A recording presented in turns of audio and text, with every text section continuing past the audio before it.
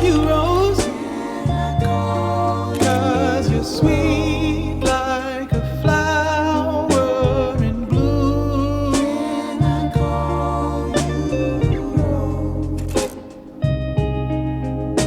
Can I call you Rose?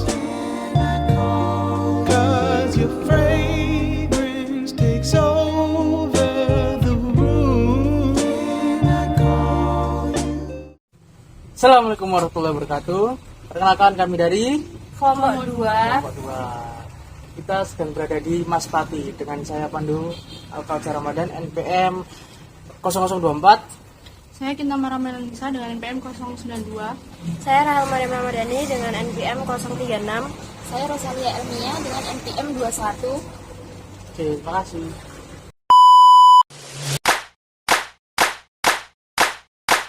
Selamat siang semuanya, bersama saya Pandu Alkalca Ramadan yang akan menemani Anda semua untuk berkeliling di Kampung Lawas Maspati.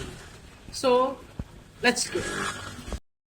Baik semuanya, jadi Kampung Lawas Maspati ini merupakan sebuah kampung yang berbasis masyarakat dan memperkenalkan edukasi pendidikan. Nah, di belakang saya ini merupakan sebuah rumah yang telah dibangun pada tahun 1900-an, di mana rumah ini memiliki 4 corak. Ada corak Belanda, Jawa, Arab, dan China. Untuk penataan jendela dan pintunya itu menggunakan feng shui dari China. Untuk warnanya itu menggunakan warna-warna Arab yang dimana terkenal kalem. Dan ukuran-ukurannya berasal dari Jawa. Seperti itu.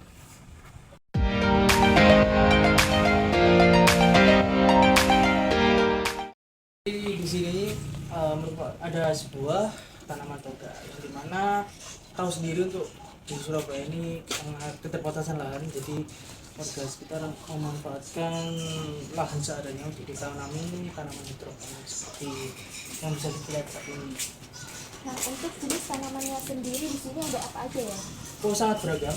Ini seperti ada lombok-lombokan, di sebelah sana ada tomat dan berbagai macam itu. Baik, mari kita lanjut ke sana. Jadi yang di belakang saya ini merupakan sebuah tanaman yang salah satunya dibudidayakan oleh masyarakat sekitar. Nah, tumbuhan ini banyak kalian tahu bahwa namanya adalah belimbing mulo ya. Jadi fun fact-nya, untuk satu genggam bunganya ini bisa meredakan obat menjadi obat pereda batu. Nah, tinggal ditambahin gula batu. Seperti itu. Mari kita lanjut.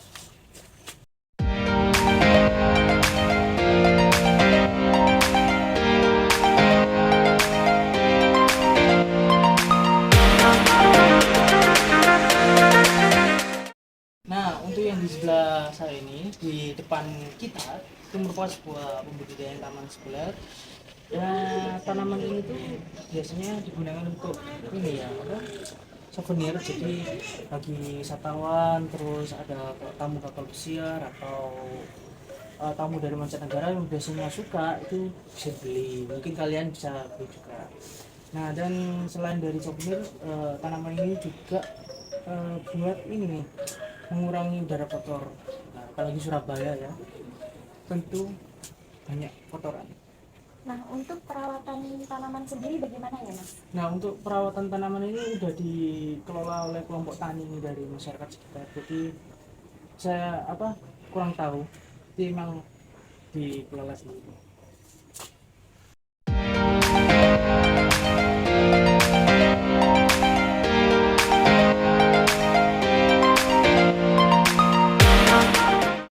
Jadi yang di samping saya ini merupakan sebuah tanaman cincau yang dimana biasanya untuk para wisatawan ini diajak bagaimana cara pembuatan cincau. Nah, sedikit info aja untuk pengelolaan cincau ini tuh biasanya dikumpulkan satu genggam ya. Satu genggam itu biasanya sekitar 7 sampai 8 daun, diambil, dipetik, terus dikeremes ya, diremes peras sampai keluar jenisnya. Nah, itu didiamkan aja keluar agar-agar yang kayak jelly, terus mengeras. Nah, biasanya tinggal dikasih perasa sudah jadi jelly. Kemudian untuk pengemasannya itu bagaimana ya, Mas? Pengemasan apa, Mbak? Pengemasan dari Oh, biasanya ya kalau udah jadi produk jadi nanti dikemas oleh produk apa UMKM itu dari iya, kemudian nanti dijual atau enggak jadi sebuah produk jadi. Jalan. Oke, jadi untuk biasanya itu kalau ada tamu kepolisian itu para lansia diperbolehkan untuk melakukan tarian-tarian untuk menyambut tamu. Jadi biar ingatan mereka tentang beliau-beliau ini masih tetap.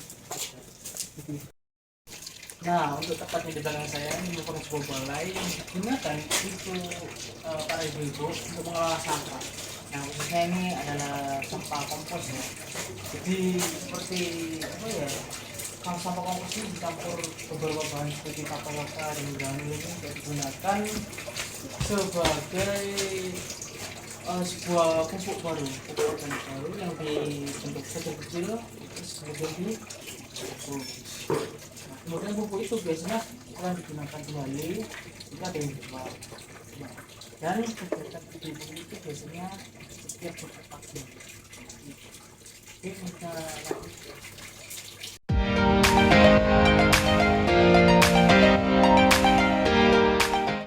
Sekarang di sebelah kita itu sebuah rumah ada gudeg yang dimana biasanya digunakan apa ya kalau ada acara-acara besar terus kayak wisatawan datang ke sini biasanya disediakan acara gudeg. Nah untuk ini merupakan sebuah peralatan masak zaman dahulu. Jadi kalau ada tamu biasanya nanti diperagakan kayak gimana sih masak zaman dulu itu dan kayak gimana sih penanaman nasi zaman dulu. Nah bahkan wali kota kita datang ke sini untuk makan seperti Pak Eri, terus Bu Risma dan beberapa seperti itu. Jadi ini sampai sekarang masih dipakai Mas? Oh iya masih pakai. Kalau mau beli silakan di bawah bilnya. Lanjut.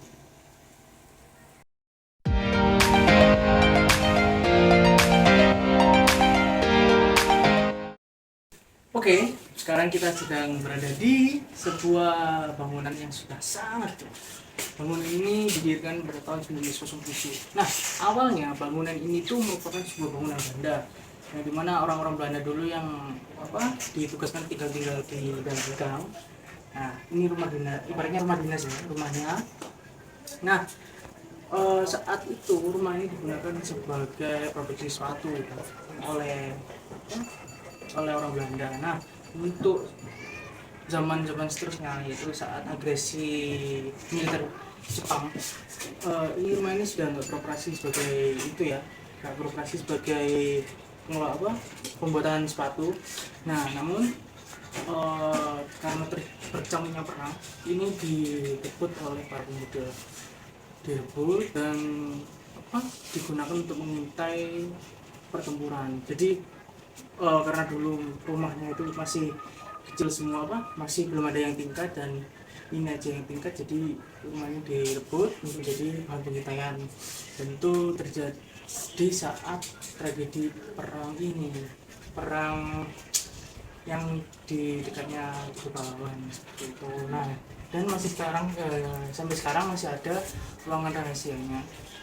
Ruangan ini hanya bisa diakses dari tali, jadi biar waktu itu kalau mau sembunyi langsung disembunyikan aksesnya.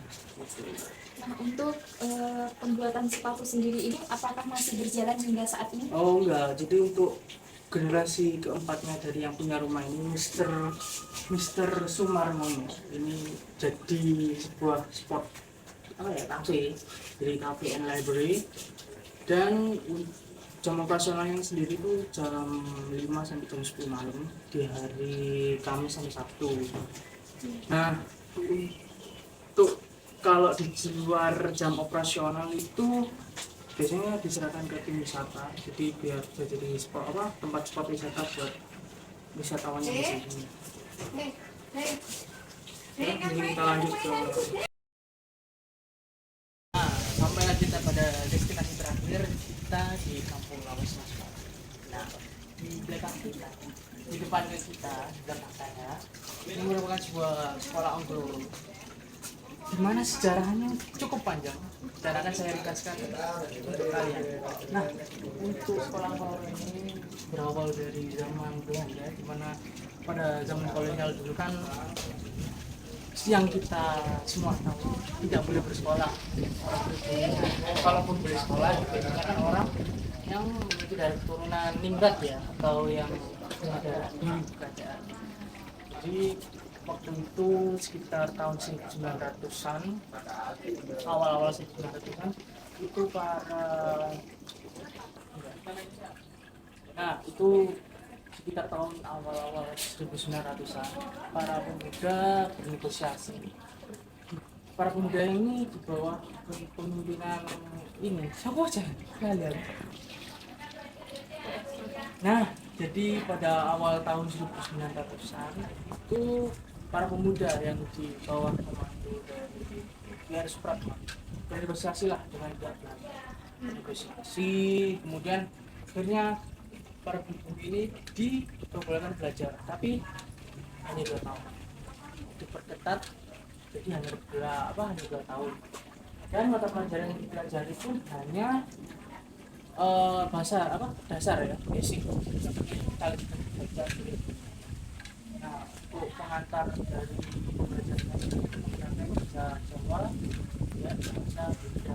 Nah, nanti bisa ngomong lah sesama orang Belanda, bisa mengerti bahasa Belanda. Nah, di tahun-tahun berikutnya saat zaman Belanda agresi Jepang, pada saat agresi Jepang dilarang, pendidikan dilarang, semua warga, semua makhluk pribumi ini diajari untuk baris-baris atau kemiliteran. Jadi makanya kayak peta Promesta dan segala macam kan dibangun oleh Jepang. Jadi warga-warga pribumi itu disiapkan untuk sebagai cadangan perang di zaman perang Pasifik lawan Amerika dan seperti itu.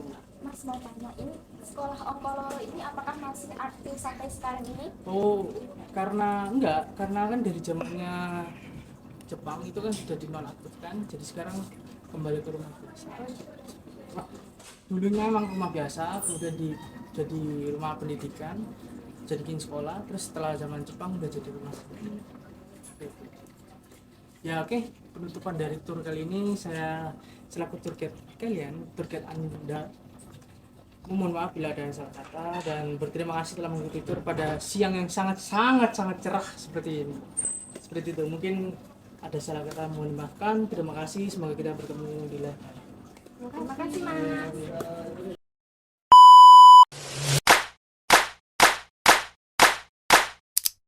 Hi everyone, my name is Rachel. I'm here as your tour guide who will guide you around the Kampung Maspati, Surabaya. Let's go! One of the history of Maspati is this house. This house is articulately built in 1819 and influenced by 4 cultures: Dutch, Chinese, Arabic, and Japanese. In terms of size, using the size of the Dutch, and in terms of the placement of doors and windows according to Chinese Feng Shui, the carving used Japanese carving and the color used Arabic colors, which are calm.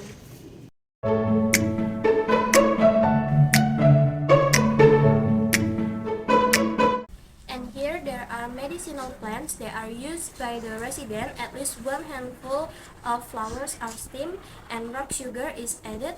It can be used to relieve cough, especially for children, while the fruit can be used for sour milk fish or sour vegetables. Then the concept of urban farming, due to the limited land, residents use it to plant hydroponic plants, and coincidentally it is already the rainy season, so some have been harvested first. Then here there is a sakura plant nursery beside for the ornamental plants. It can absorb dirty air, and when there are visits, it can be used for souvenirs, and these plants are managed by farmer groups. So this plant can be sold. Yes, visitors can buy these plants and for the souvenir.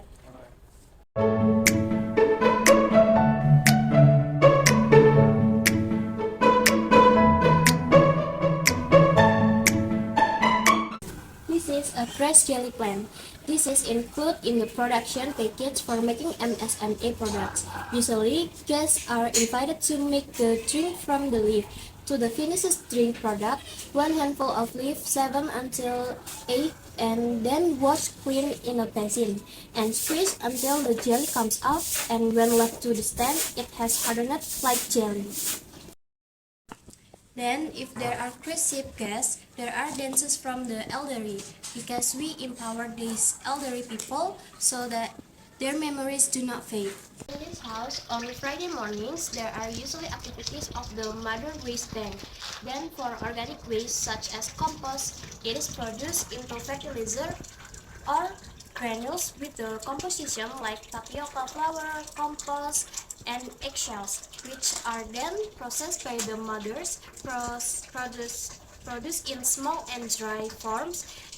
Then there are ecoenzymes from fruit skin waste. Then for non-organic waste, it is sold and put into the resident cash, and compost fertilizer and many more are sold during village, city, and RTRW events.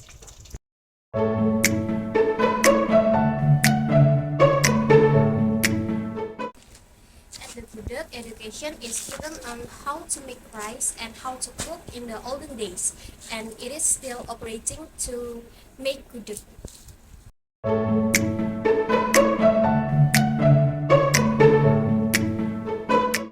This house was built in 1907. At that time, the house belonged to the Dutch who entered the village for shoe production. And during the Japanese aggression, this house was seized by youth and used as a hiding place and surveillance during the Red Bridge incident. And this house still has a secret room that leads to the second floor and can only be accessed using a rope. And now, by the fourth generation of the owner of this house, it is used as a cafe but only operates from Saturday to Thursday. Friday is closed from 5 p.m. to 10 p.m. and when outside operating hours, the house is handed over to the tourism party to be managed as a tourist spot. Over there is a historic Angkoloro school. This is the first native school in Surabaya. In the past, during the colonial era, natives were prohibited from attending school, especially those in the villages. But in the early 1900, young men led by W.R. Supratman negotiated with the Dutch to open a native school, but it was still limited. Therefore, the duration of education was only 2 years, which Mary called the Angkoloro School, and only basic reading, writing, and arithmetic lessons were taught with Japanese and Dutch as the language of instruction, so that later the educator could speak Dutch. Okay guys, that's all for the tour today in Kampung Lawas Maspati. Thank you all for your participation and see you next time. Okay. Interrupt. Okay. So, what's the name? The chicken? The chicken name is Musa. Musa. Yes. Hollandia chicken.